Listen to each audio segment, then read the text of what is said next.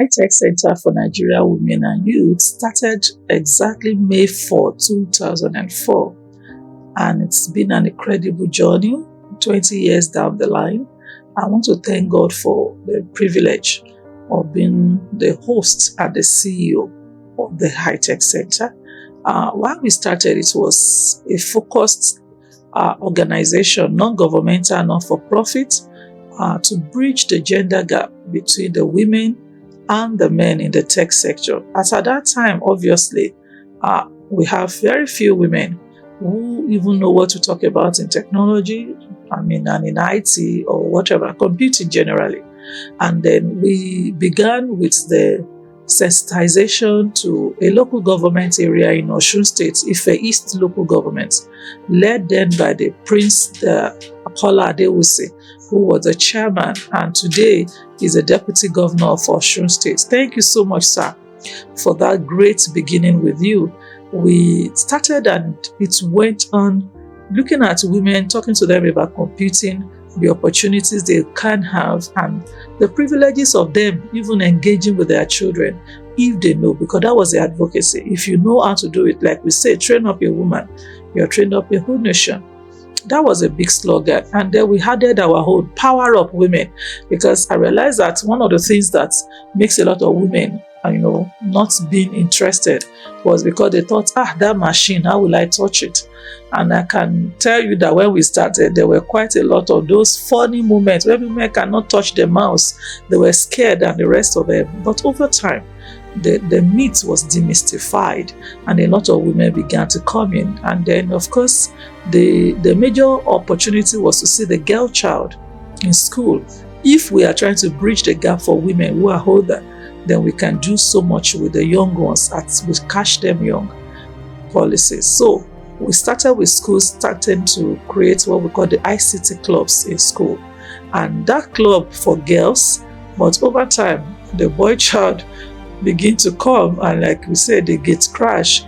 But we began to see that while we are trying to help the girl child, we need to quickly get into the boy children, because if we are not careful, the gap we're trying to bridge for women, we may have that problem with men in the future. So we are very excited that quite not immediately, maybe about 14, 15 years after, we begin to see the need to deal with the boy child. And we are excited to create the STEAM boys for the boy child. But the girls are in the STEM girls, ICT girls, and we have a lot of clubs that have been in several schools that we have engaged with. We want to thank God for the success of that, because over the years, we are not just talking to them in doing career in science and tech. We have girls now who can build solar panel.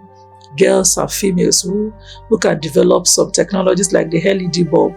Just a few weeks ago, we still had some of them join the Women in Engineers as they learned how to produce, all the things. And then we went further to look at female students on campus through the Ladies ICT Summit. And we are very excited that annually we bring females from all university or tertiary institution for that matter together.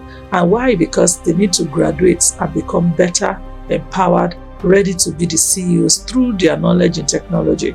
Then the ICT Summer Academy was for young people, male and female, teens, youth and young adults. This is a camping experience, a boot camp. They are there for 1 week, and across the country we run this annually, so that they can learn both soft hardware and other technologies that is available to our disposal. We realize also that the senior citizens, old people, they are very engaging. You need to engage them. We need to give them all that we need to give.